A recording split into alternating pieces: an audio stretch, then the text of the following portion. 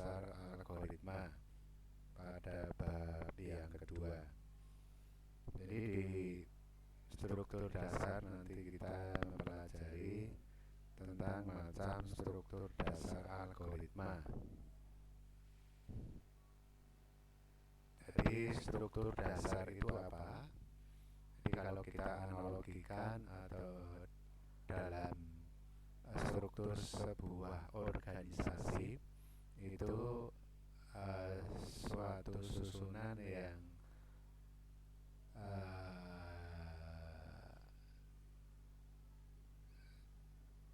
disusun secara berurutan ya, atau sistematis. Jadi mulai dari top down ya, dari mulai atas ke bawah. Kalau di struktur organisasi itu kan ada ketua, wakil ketua, ada sekretaris, bendahara. Itu kan susunannya secara terurut ya. Sama seperti struktur algoritma ya. Jadi pengertiannya urutan bagaimana pemrosesan instruksi dalam algoritma yang dilakukan dan juga bagaimana struktur instruksi algoritma tersebut dibangun ya. Jadi di bab yang lalu sudah saya jelaskan, yaitu algoritma adalah suatu eksekusi atau susunan yang sistematis ya, terurut ya. Jadi kalau pada bab yang kedua ini bagaimana nanti kita mengaplikasikan ya dari suatu algoritma, mulai dari yang kemarin sudah saya jelaskan bagaimana bahasa manusianya, bagaimana nanti kita mengolah menjadi bahasa pemrograman atau namanya pseudocode ya, atau bahasa code-nya. Terus ada lagi diagram alir atau flowchart-nya. Jadi di macam struktur algoritma itu dibagi menjadi 3 sebenarnya. Ada sequential atau runtunan, ada seleksi, ada pengulangan. Yang keempat itu kombinasi ya, dari sequential, seleksi, dan pengulangan. Jadi nanti ada 4 yang kita pelajari. Next, yang pertama yaitu ada contoh ya, dari bahasa pemrograman pseudocode ya. Jadi langkah 1, langkah 2. Contohnya seperti ini ya, terurut mulai langkah 1, 2, terus ketiga ya. Terus kalau digambarkan dalam diagram alir atau flowchart-nya nanti seperti ini. Mulai langkah 1 dulu dilakukan, terus lanjut ke langkah 2, baru ke langkah 3. Jadi tidak boleh dibalik langkah 3, 2, 1 ya, karena prosesnya harus dilakukan secara terurut ya, runtun ya, runtut ya. Yang pertama yaitu tentang struktur sekuensial ya. Jadi langkah-langkah yang dilakukan dalam proses secara berurutan ya. Contoh case-nya itu seperti ini. Jadi terdapat suatu segitiga siku-siku yang alas dan tingginya sudah diketahui. Terus buatlah diagram alir untuk menghitung sisi miring.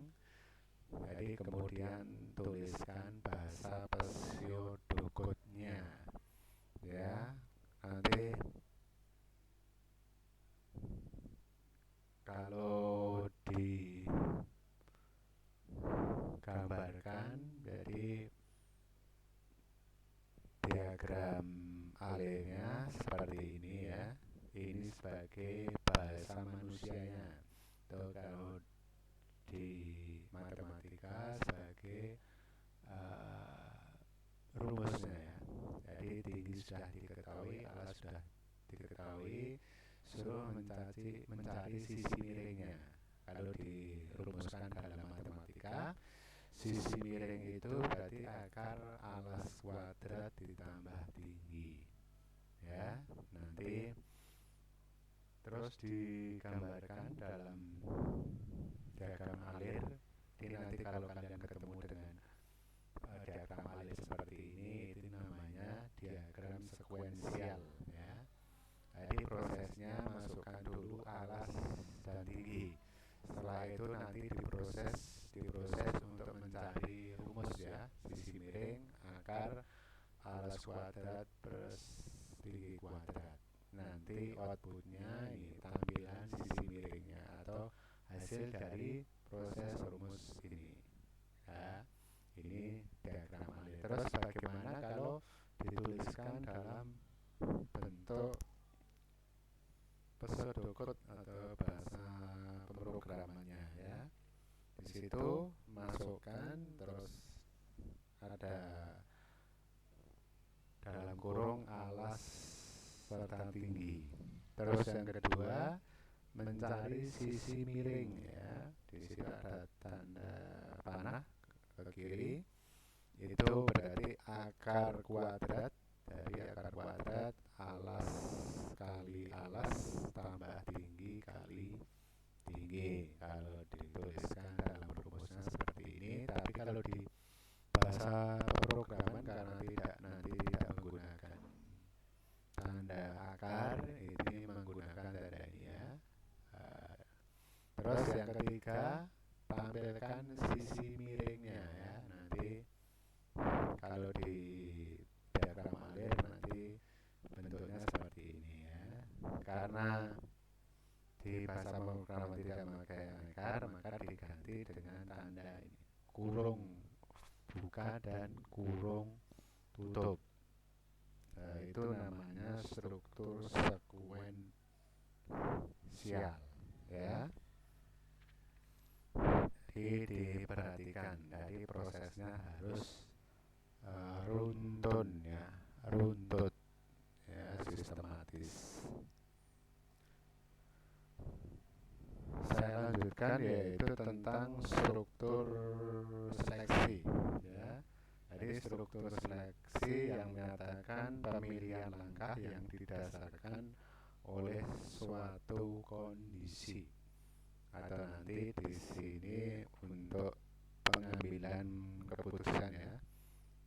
Jadi kalau digambarkan diagram alirnya seperti ini ya. Nah, jadi nanti kalau kalian ketemu dengan flowchart seperti ini dinamakan struktur seleksi. Jadi mulai terus masukkan X, Z, jadi terbesarnya X-nya berapa, terbesar kurang dari Z berapa, terus nanti ketemu kalau terbesar nanti dijawab ya itu seperti apa, tidak seperti apa, terus tampilan terbesar selesai. Ini kalau nanti digambarkan dalam diagram alir. Bagaimana nanti kalau dituliskan dalam bahasa pemrograman atau pseudocode-nya ya. Yang pertama tentu saja masukkan X dan Z, karena tadi di diagram alir diketahui X dan Y-nya. Terbesar X-nya itu ada tanda slash 2, itu berarti komentar. Asumsi bahwa X adalah yang terbesar. Ya, terus jika terbesar lebih kurang Z, maka terbesar Z. Akhir jika itu sebuah kondisi atau keputusan. Terus baru tampilkan terbesar. Kalau dicontohkan ya, anggap X-nya ya, yang dimasukkan itu X-nya 8, Z-nya bernilai 19 ya. Ini perintahnya. Terus berdasarkan langkah ketiga ini ya, mengingat kondisi ya, 8 itu kan kurang dari 19. Nah, nanti kalau benar, bernilai benar, jadi nanti sudah digambarkan di diagram alir yang depan tadi seperti apa. Jadi maka bagian berikut bisa dijalankan itu kalau bernilai benar. Terus kalau terbesarnya 19, jadi di situ karena Y-nya bernilai 19 padahal angka 9 itu yang terbesar, jadi terbesar berubah dari 8 menjadi 19 ya. Terus yang terakhir yang keempat, di situ berdasarkan angka keempat yang tertampil adalah 19. Itu kalau dituliskan dalam bahasa pemrograman. Nah, sekarang dibalik. Bagaimana halnya kalau X-nya bernilai 19 dan Y-nya bernilai 8. Coba kalian nanti analisa baik di bahasa code-nya maupun di diagram alirnya. Terus nanti dibuat kesimpulan ya. Jadi seperti apa nanti kalau dibalik X-nya bernilai 19, Y-nya bernilai 8 ya. Itu di struktur seleksi. Terus yang ketiga yaitu struktur pengulangan ya. Jadi di struktur pengulangan itu berarti nanti ada proses mengulang ya, mengulang atau langkah beberapa kali. Misalnya di situ ada contoh buatlah algoritma untuk menampilkan 4 buah tulisan selamat belajar dengan menggunakan 4 bilangan. Jadi mudahnya nanti kita menuliskan pemrograman selamat belajar ini sebanyak 4 kali. Nah, nanti kalau kalian ketemu dengan diagram atau flowchart ini dinamakan struktur pengulangan ya. Mulai terus setelah itu pencacah 1, terus ada lagi kondisi ya. Jadi kalau pencacahnya nanti dijawab ya, berarti arah alirnya ke bawah. Terus ada tidak, itu berarti bisa tanda panah ya, selesai. Nah, kalau dituliskan dalam bahasa pemrograman atau code-nya, jadi di situ mula-mula pencacah bernilai 1, ini ya maksudnya, pencacah bernilai 1 dengan diberi tanda panah ke sebelah kiri. Terus keputusan pencacah kurang 5 ya, menghasilkan ya, mengingat pencacah bernilai 1 ya. Maksudnya bilangan yang kurang dari 5. Jadi menghasilkan iya karena di situ pencacahnya bernilai kurang dari 5. 1 itu kan kurang dari 5 ya. Terus nanti tampilkan selamat belajar. Itu kalau diproses jawabannya iya ya, yang pertama kali. Terus pencacah di situ pencacah plus 1 dengan dijalankan. Dengan demikian pencacah bernilai 2 ya. Ini ya pencacah plus 1. Jadi ditambahkan 1 menghasilkan nilai 2. Keputusan kurang dari 5 menghasilkan ya, mengingat pencacah bernilai 2. Itu ya. Karena 1 plus 1 2 bilang tadi kan kurang dari 5. Terus tampilkan selamat belajar. Selamat belajar ini diproses dan nanti akan menghasilkan output ya. Jadi selamat belajar sebanyak 4 kali. Jadi diagram alirnya atau flowchartnya nanti tampilannya seperti ini di struktur pengulangan.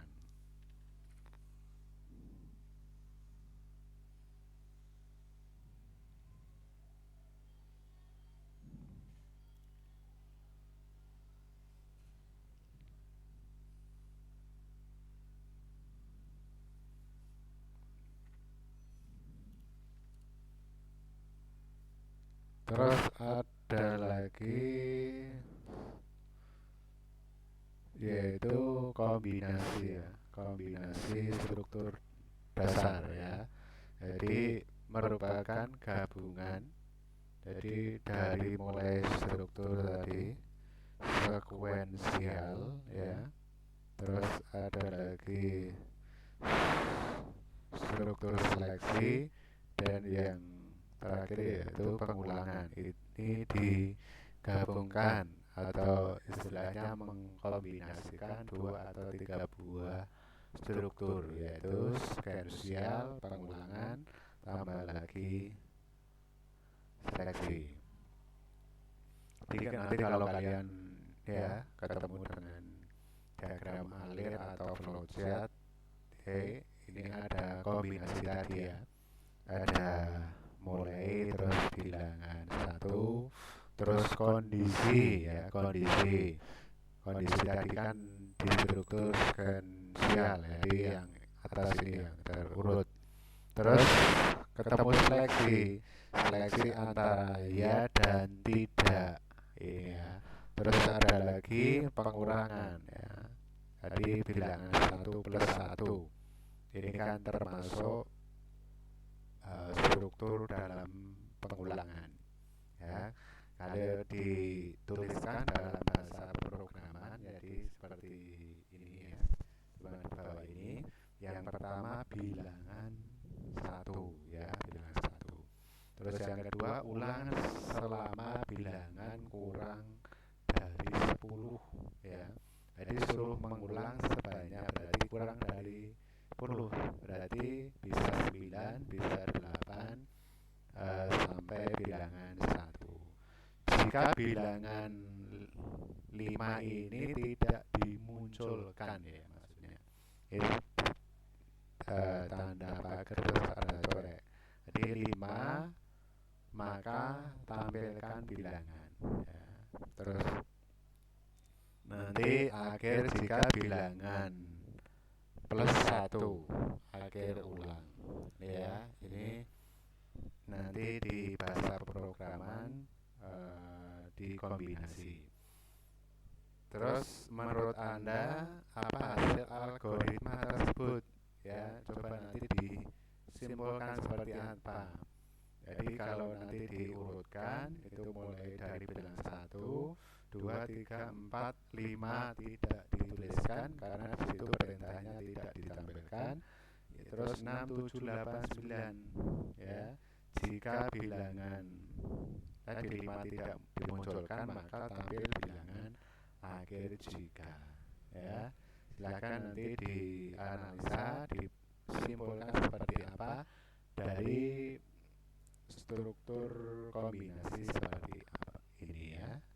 Jadi saya kira materi hari ini, jadi saya cukupkan sekian dari materinya, yaitu mengenal bagaimana nanti struktur sekuensial ya, terus ada lagi struktur seleksi, terus ada lagi struktur pengulangan, terus terakhir yaitu menggabungkan dari ketiga struktur tadi ya. Diperhatikan mulai dari bahasa pemrograman dan diagram alirnya. Jadi saya kira materi hari ini saya cukupkan, dan tugas kalian nanti silakan nanti menjawab 2 pertanyaan tadi ya. Terus ditambah nanti silakan kalian membuat ringkasan atau resume, diuraikan dari materi hari ini yang saya sampaikan. Jadi materi hari ini saya ambil poin-poinnya saja, nanti kalian mengenal tentang struktur pada algoritma. Jadi saya cukupkan sekian. Terima kasih. Selamat siang. Assalamualaikum warahmatullahi wabarakatuh.